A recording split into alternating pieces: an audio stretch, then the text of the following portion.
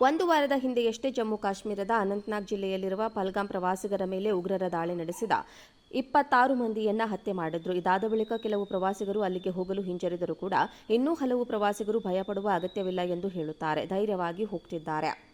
ಪ್ರವಾಸಿಗರ ಸಂಖ್ಯೆಯಲ್ಲಿ ಇಳಿಕೆ ಕಂಡು ಬಂದಿದ್ರೂ ಈ ಪ್ರದೇಶವು ಮತ್ತೊಮ್ಮೆ ದೇಶೀಯ ಮತ್ತು ಅಂತಾರಾಷ್ಟ್ರೀಯ ಪ್ರವಾಸಿಗರನ್ನು ಸ್ವಾಗತಿಸಲು ಪ್ರಾರಂಭಿಸಿದೆ.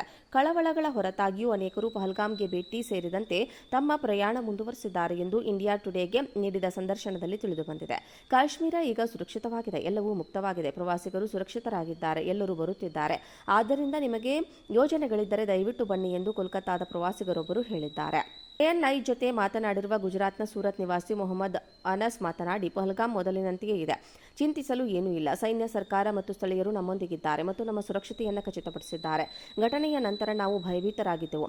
ನಾವು ತಕ್ಷಣ ಹೊರಡಲು ಬಯಸಿದ್ದೆವು, ಆದರೆ ಸ್ಥಳೀಯರು ಮತ್ತು ಸೈನ್ಯವು ನಮಗೆ ಪ್ರೇರಣೆ ನೀಡಿತು ಮತ್ತು ನಾವು ನಮ್ಮ ಪ್ರಯಾಣವನ್ನು ಮುಂದುವರೆಸಿದೆವು ಎಂದು ಅವರು ದಾಳಿಯ ನಂತರ ವಿದೇಶ ಪ್ರಜೆಗಳು ಸಹ ಭಯ ಅಥವಾ ಅನಾನುಕೂಲತೆಯನ್ನು ಅನುಭವಿಸಲಿಲ್ಲ ಎಂದು ಹೇಳಿದ್ದಾರೆ. ನಾವು 3 ರಿಂದ 4 ದಿನ ಅಲ್ಲೇ ಇದ್ದೇವೆ ಮತ್ತು ನಾವು ತುಂಬಾ ಸುರಕ್ಷಿತವಾಗಿದ್ದೇವೆ ಎಂದು ಭಾವಿಸುತ್ತೇವೆ. ನಿಮ್ಮ ದೇಶವು ತುಂಬಾ ಸುಂದರವಾಗಿದೆ ಮತ್ತು ನಮಗೆ ಯಾವುದೇ ಸಮಸ್ಯೆಗಳಿಲ್ಲ. ಕಾಶ್ಮೀರ ಸುಂದರ ಮತ್ತು ಸಂರಕ್ಷಿತವಾಗಿದೆ ಎಂದು ವಿದೇಶಿ ಪ್ರಜೆಯೊಬ್ಬರು ಹೇಳಿದ್ದಾರೆ.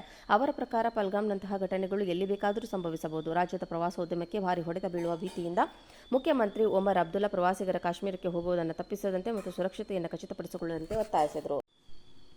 ಒಂದು ವಾರದ ಹಿಂದೆಯಷ್ಟೇ ಜಮ್ಮು ಕಾಶ್ಮೀರದ ಅನಂತನಾಗ್ ಜಿಲ್ಲೆಯಲ್ಲಿರುವ ಪಹಲ್ಗಾಮ್ ಪ್ರವಾಸಿಗರ ಮೇಲೆ ಉಗ್ರರ ದಾಳಿ ನಡೆಸಿದ 26 ಮಂದಿಯನ್ನ ಹತ್ಯೆ ಮಾಡಿದ್ರು. ಇದಾದ ಬಳಿಕ ಕೆಲವು ಪ್ರವಾಸಿಗರು ಅಲ್ಲಿಗೆ ಹೋಗಲು ಹಿಂಜರಿದರೂ ಕೂಡ ಇನ್ನೂ ಹಲವು ಪ್ರವಾಸಿಗರು ಭಯಪಡುವ ಅಗತ್ಯವಿಲ್ಲ ಎಂದು ಹೇಳುತ್ತಾರೆ. ಧೈರ್ಯವಾಗಿ ಹೋಗ್ತಿದ್ದಾರೆ.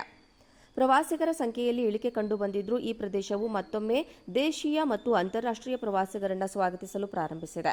ಕಳವಳಗಳ ಹೊರತಾಗಿಯೂ ಅನೇಕರು ಪಹಲ್ಗಾಮ್ಗೆ ಭೇಟಿ ಸೇರಿದಂತೆ ತಮ್ಮ ಪ್ರಯಾಣ ಮುಂದುವರೆಸಿದ್ದಾರೆ ಎಂದು ಇಂಡಿಯಾ ಟುಡೇಗೆ ನೀಡಿದ ಸಂದರ್ಶನದಲ್ಲಿ ತಿಳಿದುಬಂದಿದೆ. ಕಾಶ್ಮೀರ ಈಗ ಸುರಕ್ಷಿತವಾಗಿದೆ, ಎಲ್ಲವೂ ಮುಕ್ತವಾಗಿದೆ, ಪ್ರವಾಸಿಗರು ಸುರಕ್ಷಿತರಾಗಿದ್ದಾರೆ, ಎಲ್ಲರೂ ಬರುತ್ತಿದ್ದಾರೆ. ಆದ್ದರಿಂದ ನಿಮಗೆ ಯೋಜನೆಗಳಿದ್ದರೆ ದಯವಿಟ್ಟು ಬನ್ನಿ ಎಂದು ಕೋಲ್ಕತ್ತಾದ ಪ್ರವಾಸಿಗರೊಬ್ಬರು ಹೇಳಿದ್ದಾರೆ. ಎಎನ್ಐ ಜೊತೆ ಮಾತನಾಡಿರುವ ಗುಜರಾತ್ನ ಸೂರತ್ ನಿವಾಸಿ ಮೊಹಮ್ಮದ್ ಅನಸ್ ಮಾತನಾಡಿ, ಪಹಲ್ಗಾಮ್ ಮೊದಲಿನಂತೆಯೇ ಇದೆ, ಚಿಂತಿಸಲು ಏನೂ ಇಲ್ಲ. ಸೈನ್ಯ, ಸರ್ಕಾರ ಮತ್ತು ಸ್ಥಳೀಯರು ನಮ್ಮೊಂದಿಗಿದ್ದಾರೆ ಮತ್ತು ನಮ್ಮ ಸುರಕ್ಷತೆಯನ್ನು ಖಚಿತಪಡಿಸಿದ್ದಾರೆ. ಘಟನೆಯ ನಂತರ ನಾವು ಭಯಭೀತರಾಗಿದ್ದೆವು. ನಾವು ತಕ್ಷಣ ಹೊರಡಲು ಬಯಸಿದ್ದೆವು, ಆದರೆ ಸ್ಥಳೀಯರು ಮತ್ತು ಸೈನ್ಯವು ನಮಗೆ ಪ್ರೇರಣೆ ನೀಡಿತು ಮತ್ತು ನಾವು ನಮ್ಮ ಪ್ರಯಾಣವನ್ನು ಮುಂದುವರೆಸಿದೆವು ಎಂದು ಅವರು ದಾಳಿಯ ನಂತರ ವಿದೇಶ ಪ್ರಜೆಗಳು ಸಹ ಭಯ ಅಥವಾ ಅನಾನುಕೂಲತೆಯನ್ನು ಅನುಭವಿಸಲಿಲ್ಲ ಎಂದು ಹೇಳಿದ್ದಾರೆ. ನಾವು 3 ರಿಂದ 4 ದಿನ ಅಲ್ಲೇ ಇದ್ದೇವೆ ಮತ್ತು ನಾವು ತುಂಬಾ ಸುರಕ್ಷಿತವಾಗಿದ್ದೇವೆ ಎಂದು ಭಾವಿಸುತ್ತೇವೆ. ನಿಮ್ಮ ದೇಶವು ತುಂಬಾ ಸುಂದರವಾಗಿದೆ ಮತ್ತು ನಮಗೆ ಯಾವುದೇ ಸಮಸ್ಯೆಗಳಿಲ್ಲ. ಕಾಶ್ಮೀರ ಸುಂದರ ಮತ್ತು ಸಂರಕ್ಷಿತವಾಗಿದೆ ಎಂದು ವಿದೇಶಿ ಪ್ರಜೆಯೊಬ್ಬರು ಹೇಳಿದ್ದಾರೆ. ಅವರ ಪ್ರಕಾರ ಪಹಲ್ಗಾಮ್ನಂತಹ ಘಟನೆಗಳು ಎಲ್ಲಿ ಬೇಕಾದರೂ ಸಂಭವಿಸಬಹುದು. ರಾಜ್ಯದ ಪ್ರವಾಸೋದ್ಯಮಕ್ಕೆ ಭಾರಿ ಹೊಡೆತ ಬೀಳುವ ಭೀತಿಯಿಂದ ಮುಖ್ಯಮಂತ್ರಿ ಒಮರ್ ಅಬ್ದುಲ್ಲಾ ಪ್ರವಾಸಿಗರ ಕಾಶ್ಮೀರಕ್ಕೆ ಹೋಗುವುದನ್ನು ತಪ್ಪಿಸದಂತೆ ಮತ್ತು ಸುರಕ್ಷತೆಯನ್ನು ಖಚಿತಪಡಿಸಿಕೊಳ್ಳುವಂತೆ ಒತ್ತಾಯಿಸಿದರು.